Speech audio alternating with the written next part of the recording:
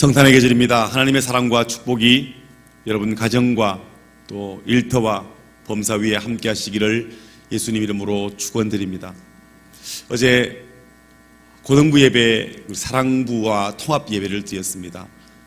3월, 6월, 9월, 12월 분기에 한 번씩 사랑부와 통합 예배를 드리는데요. 어제 사랑부 친구들이 고등부에 올라와서 함께 예배를 드리면서 제가 예수 그리스도에 관하여 말씀을 나누었습니다. 우리 모두에게 예수님이 필요합니다. 예수님은 우리의 소망 되시기 때문에 그렇습니다. 사랑하는 사랑부 친구들과 함께 말씀을 나누면서 예수 그리스도를 전가하는데 제 마음에 뜨거운 은혜와 감동이 있었습니다. 모두에게 꼭 필요한 예수님이지만 말씀 준비하면서 또 말씀 전하는 내내 제 마음속에 하나님, 우리 사랑부 친구들이 우리 인생의 주인 되신 예수님 꼭 인격적으로 만날 수 있는 복을 달라고 기도하며 준비했고, 말씀 전하는 내내 그 기도가 제 마음속에서 계속되었습니다. 소망이 없는 인생에게 예수님은 소망이 되어주십니다. 삶에 희망이 없고 삶의 모든 둘레가 절망으로 가득 찬 이들에게 예수님은 소망의 주님으로 다가오시는 분이십니다. 무슨 말을 아무리 한다 그래도 예수님보다 귀한 것은 세상에 없다는 사실이 저와 여러분의 고백되기를 간절히 축원드립니다. 성탄의 계절, 많은 바쁜 일상의 일들 때문에 주님이 우리의 삶의 우선순위에서 두 번째, 세 번째, 네 번째 밀려가지 않기를 축복합니다. 언제나 어디서나 어떤 때라도 주님이 우리 인생의 가장 우선순위에 계시는 그런 축복의 주인공들 되시기를 간절히 축원드립니다. 히브리서는 우리가 잘 아는 내용입니다. 특별히 11장은 믿음의 장이라 그래서 믿음으로 살았던 사람들의 생애와 삶을 기록하고 있습니다. 그리고 히브리서 전체의 내용은 예수 그리스도에 관한 조명입니다. 그러니까 히브리서 내용을 전체를 보면 결국 이 믿음의 장 히브리서 11장은 이 예수 그리스도로 말미암은 열매인 것입니다. 그러니까 우리가 예수님을 제대로 믿으면 우리 안에 그 믿음은 충만하게 채워질 수밖에 없다는 사실입니다. 오늘부터 시작되는 히브리서의 말씀을 함께 묵상하고 읽어나가면서 그리스도 예수가 이 성탄의 계절뿐만 아니라 우리의 생애 내내 존귀함 받게 되고 스포트라이트 받게 되기를 예수님 이름으로 축복합니다. 오늘 저는 함께 읽었던 3장 말씀을 통해서 대제사장이신 예수님에 관해서 한번 조명해 보려고 합니다. 오늘 읽은 히브리서뿐만 아니라 히브리서 전체 내용 속에 대제사장이라는 말이 많이 나오고 있습니다. 이건 예외 없이 모두 히브리서에 나오는 제사장은 다 예수님을 지칭하는 말입니다. 히브리서 3장 1절에 보니까 우리의 믿는 도리의 사도시며 대제사장이신 예수라고 했습니다.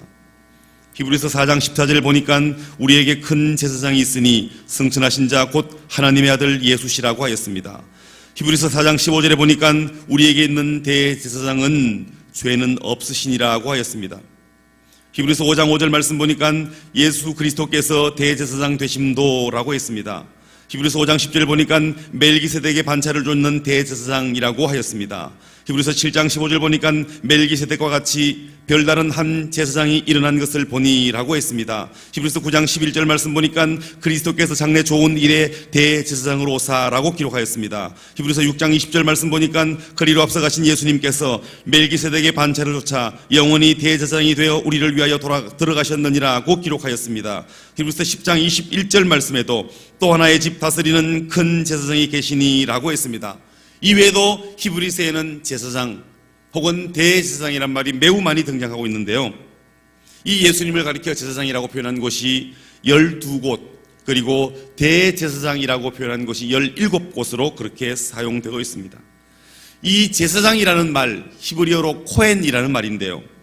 그 뜻이 하나님 앞에 서는 자 혹은 하나님의 종이란 개념에서 바쳐지는 자, 드리는 자로 그런 큰 뜻을 가지고 있습니다. 그런데 이 말을 라틴어로 번역을 하면 폰티펙스라는 말인데 교량 건설자라는 말로 그렇게 번역되고 있습니다. 예수님, 제사장 혹은 대제사장, 이 말은 하나님께 바쳐진 자, 드려진 자, 드리는 자라는 뜻에서 교량을 건설하는 교량 건설자라는 말로 사용될 수 있다는 말입니다. 여러분, 예수님이 누구십니까? 예수님은 하나님의 아들이신데 우리와 하나님 사이를 연결해주는 이 다리와 같은 분이십니다. 그래서 성경에 보니까 예수님은 길이요 진리요 생명 되신다고 그렇게 이야기하고 있습니다. 길, 진리, 생명 되신 예수님. 그러니까 그 예수님이 안 계시면 우리의 삶은 상상이 안 되는 겁니다. 그러니까 예수님이 안 계셔도 우리의 삶이 어떤 것들로 상상되어진다면 문제는 간단한데, 예수님이 안 계시면 어떤 것으로도 상상이 되지 않는다는 것입니다. 그러니까 영원한 생명, 영원한 빛, 영원한 소망, 영원한 찬양이 있는 천국이라는 곳을 예수님이 안 계시면 절대로 갈 수가 없기 때문에 예수님은 중요한 분이라는 사실입니다. 저와 여러분에게 그 예수님이 존귀한 분으로 새롭게 각인되기를 예수님 이름으로 축원드립니다. 우리는 원래 어떤 자들이었습니까? 영죽을 인생이었습니다. 소망이 끊어진 자들이었습니다. 절망 속에 살아야 되는 인생들. 그 절망의 생애가 끝나고 나면 영원한 형벌의 고통 속에 살아야 됐던 인생들이었습니다. 그런 우리를 불쌍히 여겨서 예수님이 오신 겁니다. 그런 우리를 불쌍히 여긴 하나님의 그 큰 사랑이 인하여 예수 그리스도가 이 땅에 오셨습니다. 어머니가 음식을 하시면서 그런 말씀들을 종종 하셨습니다. 어머니 반찬 참 맛있네요. 말씀을 드리면 재료가 좋으면 그저 소금 간만 해도 반찬이 맛있다고, 원재료만 좋으면 별로 손 갈 것 없이 맛을 낸다고. 여러분, 목사로서 말씀을 전하면서 십자가에 관해서, 복음에 관해서, 그리스도 예수에 관해서 말씀을 전하면 얼마나 제 안에 생명력이 넘치는지 모릅니다. 그러니까 예수님, 복음, 십자가, 이 말씀을 전할 때가 되면 제 마음에 얼마나 큰 흥분이 일어나는지 모릅니다. 저와 여러분의 생애 가운데 이 십자가의 은혜가 끊어지지 않는 복으로 임하기를 축복합니다. 저와 여러분 안에 예수 그리스도가 능력 있는 분이고 그 예수 그리스도가 능력이라는 사실이 우리 안에 명확하게 새겨지게 되기를 축복합니다. 너무너무 외로운 밤에, 홀로 버려진 것 같은 날에, 절망으로 가득 찬 내 인생 속에 그리스도 예수가 생각나고, 그렇게 예수님이 생각나면 나도 모르는 벅찬 평안함과 벅찬 행복이 차오르는 그런 은혜의 풍성한 주인공들이 오늘 예배하는 저와 여러분 되기를 예수님 이름으로 축원드립니다. 여러분 인생 가운데, 지금 여러분의 삶 가운데 예수님이 몇 번째쯤 자리하고 계십니까? 예수님이 첫 번째이고 그 다음 가정, 자녀, 건강, 경제 이렇게 되십니까? 아니면 첫 번째가 내 자녀, 그 다음 경제, 그 다음 건강, 그 다음 일들, 그 다음 주님, 이렇게 순위를 매겨지십니까? 바라기는 저와 여러분의 생애 가운데 주님이 혹시라도 첫 번째 순서에 아니 계시거든 오늘 다시 한번 회개하는 마음으로 하나님이 우리의 가장 가운데 중심에 계시도록, 그 주님이 우리 인생의 가장 존귀함 받는 분으로 다시 한번 순위가 그렇게 매겨지게 되기를, 그렇게 정리되는 시간 되기를 예수님 이름으로 축원드립니다. 하나님이 우리를 너무 사랑하셔서 아들 예수님을 보내주셨습니다. 아들 예수님을 우리에게 보내주시는 하나님의 마음은 아마도 우리가 상상할 수 없는 마음이었을 겁니다. 여러분, 예수님이 이 땅에 오신다는 것은 어떤 의미입니까? 모든 권리를 다 포기하고 오시는 거예요. 하나님으로 누릴 수 있는 모든 권리를 포기하고 이 땅에 오신 것 아닙니까? 모든 것을 누릴 수 있는 모든 자격이 있지만 누릴 수 있는 자격을 다 포기하고 우리 위에 오셨습니다. 그런데 그 주님의 오심이 이 땅에서의 행복을 보장받거나 이 땅에서의 삶의 어떤 영광을 보장받는 자리가 아니라 죽기 위해 오신 거 아니에요. 근데 그 동기가 뭐예요? 우리를 사랑하시는 그 큰 사랑 아닙니까? 우리 때문에 모든 걸 걸었는데, 우리에게 전부를 걸었는데, 우리에게 모든 것 다 주었는데 우리는 어떠합니까? 주님은 우리가 첫 번째인데 우리는 주님이 몇 번째입니까? 주님은 나만 보고 사시는데 우리는 무엇 보고 살아갑니까? 외로운 날에 괴로운 날에 하나님 앞에 간절히 기도할 때가 있습니다. 그때 눈들어 우리 앞에서 내 기도 들으시는 주님의 모습을 발견하고는 우리는 그렇게 흥분해합니다. 근데 여러분, 그 주님이 그 외로운 날에 괴로운 날에 그날 내게 찾아오신 겁니까? 아닙니다. 그 주님은 늘 나만 바라보고 계시는 거 아니에요. 그 주님은 늘 내게만 관심 있는 것 아니에요. 이게 신비입니다, 여러분. 전부를 가지신 분이 아무것도 없는 나를 사랑해 주시고, 전부를 가지신 분이 아무런 보잘것없는 나를 주목하신다는 것이 기적이고 신비이고 축복입니다. 여러분, 축복은 무엇입니까? 축복은 내가 귀하다고 복되다고 누리는 것입니다. 아무리 귀한 게 내 손에 쥐어져도 그것의 가치를 모르는 사람에게는 그것이 귀한 것이 아닙니다.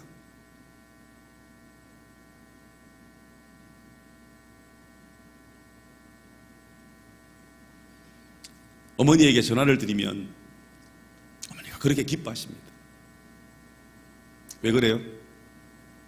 어머니에게는 아들이 가장 귀한 존재 아니에요. 여러분 보기에는 그래도 제가 저희 어머니한테는 금덩어리입니다. 금덩어리. 동의를 못 하시네. 여러분, 여러분에게 여러분 자녀들이 얼마나 귀한 자들입니까?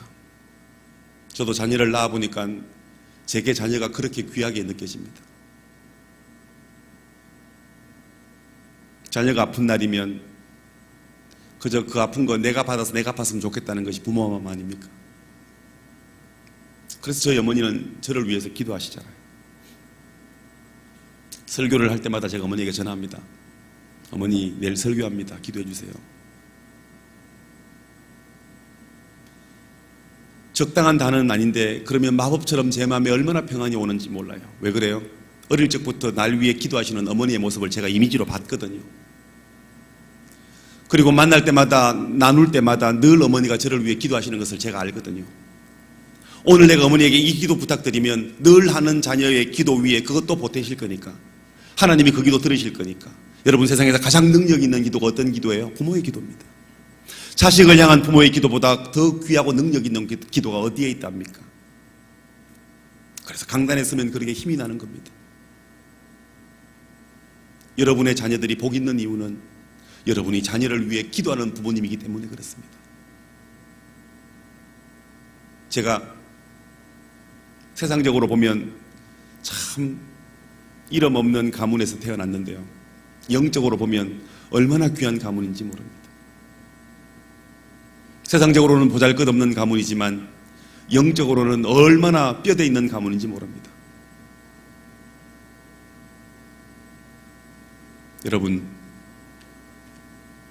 하나님이 우리 기도 들으시고 하나님이 부모님의 사랑보다 더 큰 사랑으로 우리를 사랑하십니다. 그 하나님이 우리를 사랑하시는 그 큰 사랑 때문에 아들 예수를 우리 위해 이 땅에 보내주셨습니다. 그렇게 예수님은 환영받지 못하고 마구간에 태어나지 않았습니까? 근데 2000년이 지나고 지금 주님은 환영을 받으십니까? 그 긴 세월 지나 지금은 주님이 환영을 받으시냐고요? 간절히 소망하고 바라는 것은 12월의 분주함과 바쁨이 우리로 그리스도 예수께 집중하지 못하는 게 있다면 다시 한번 회개하는 마음으로 주님께 집중할 수 있는 저와 여러분 되기를 간절히 축복합니다. 2000년 전 마구간에서 그렇게 나신 주님이 지금도 구석에 처박혀 계시지 아니하도록 우리의 가장 귀한 곳에서 그분이 영광 받으시도록 우리의 가장 귀한 자리 주님께 내어드리고 주님 한 분 영광 받으시라고 그렇게 날마다 주님을 기억하고 주님 앞에 사랑을 고백하고 주님께 감사하는 그 구원의 감격과 사랑하는 고백이 저와 여러분에게서 끊어지지 않게 되기를 예수님 이름으로 축원드립니다. 오늘 예수 그리스도에 관하여 말씀을 전하고 있습니다. 몇 가지 의미를 한번 돌아보면서 하나님 말씀을 함께 더 깊이 묵상하려고 합니다. 오늘 성경 속에 제사장 혹은 큰 제사장이라고 하나님께 드려진 자, 헌신된 자, 다리를 짓는 자, 교량 건설자라는 의미의 이 제사장은 어떤 의미가 있을까요? 그분은 무죄하신 제사장임을 의미하는 것입니다. 히브리서 7장 26절 말씀 보니까 이러한 대제사장은 우리에게 합당하니 거룩하고 악이 없고 더러움이 없고 죄인에게서 떠나 계시고 하늘보다 높이 되신 자라고 하였습니다. 거룩하신 예수라고 했습니다. 그는 본질이 하나님이시라는 뜻입니다. 악이 없는 예수라고 했습니다. 그는 그 본성이 선한 분이라는 뜻입니다. 더러움이 없는 예수라고 했습니다. 그는 도덕적으로 흠잡을 데가 없는 분이라는 말씀입니다. 죄인과 구별된 예수라고 했습니다. 그는 사람이면서도 일반 자연인이 아닌 여인의 후손으로 이 땅에 오셨다는 것을 의미합니다.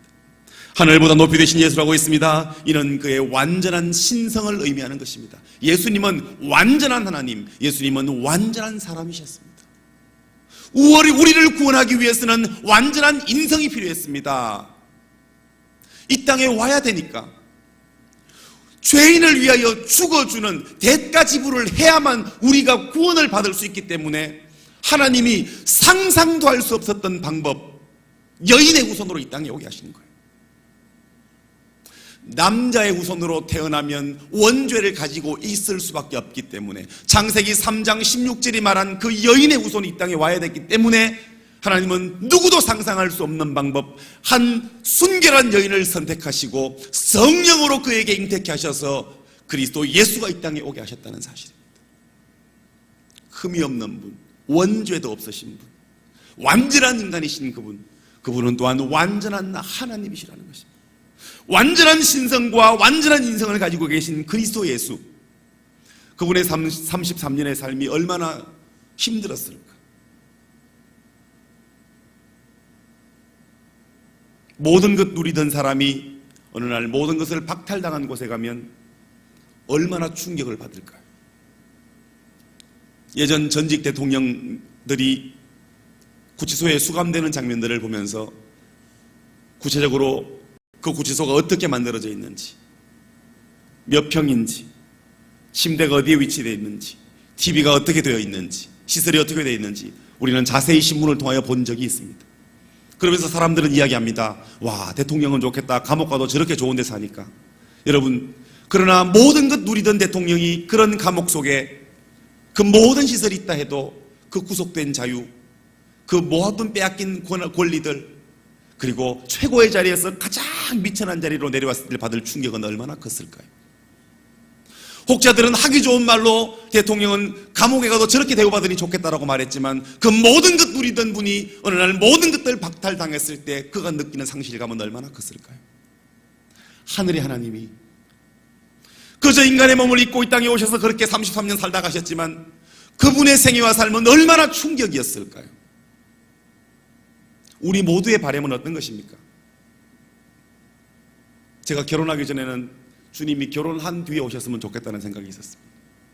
결혼하니까 욕심이 좀 더 생겨서 열심히 삶을 살다가 내가 죽기 전에 주님이 오셨으면 좋겠다 이런 마음이 또 있습니다. 다 그러시죠? 죽기 전에 주님 오셨으면 좋겠죠? 뭐야, 아닌가 보다. 우리에게는 저마다의 소원들이 있고 꿈이 있을 텐데요. 예수님은 33년의 삶을 사시고 죄 없는 그분이 가장 극악한 형벌, 십자가 위에서 죽으셨습니다. 상상만 해도 끔찍한 그 일. 그저 이 땅의 삶을 다 살다가 천수를 누리다가 그렇게 가족들 앞에서 그리스도 예수께로 올라가는 것이 우리의 바람이지 않습니까? 근데 그 짧은 생애도 아쉬운데 십자가 위에서 그렇게 서서히 창으로 찔린 자국으로 피가 빠지면서 체온이 식어가면서 그렇게 극심한 고통 속에 죽어가야 됐다는 사실입니다. 누구 때문에요? 우리 죄 때문에. 우리 때문에 주님이 그렇게 죽으셨다는 것입니다, 여러분. 우리 죄 때문에 주님이 죽으셨고 우리 때문에 이 땅에 오셨고 우리만 바라보셨는데 우리는 도대체 무엇 보고 살아가고 우리의 관심은 어디에 두고 있냔 말입니다. 성탄의 계절에 다시 한번 우리의 관심이 주님께로, 우리의 사랑이 주님께로, 우리가 주님 앞에 우리의 시선을 집중시키고 주님 한 분이 우리의 삶에 존귀함 받으시도록 그렇게 우리의 모든 것 드릴 수 있는 축복의 주인공들이 오늘 예배하는 저와 여러분 되기를 바랍니다. 말씀을 마무리합니다. 사랑하는 성도 여러분, 오늘 본문의 말씀처럼 함께 하나님의 부르심을 입은 거룩한 형제들아, 우리의 믿는 도리의 사도시며 대제사장이신 예수를 깊이 생각하라.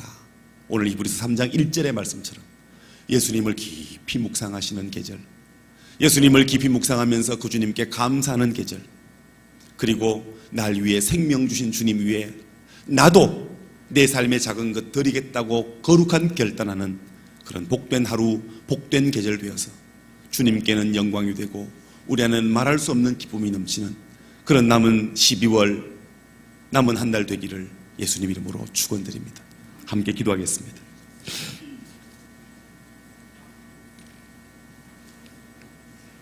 우리의 생명 되신 하나님, 아들 예수님 보내주신 그 큰 사랑 인하여 감사를 드립니다.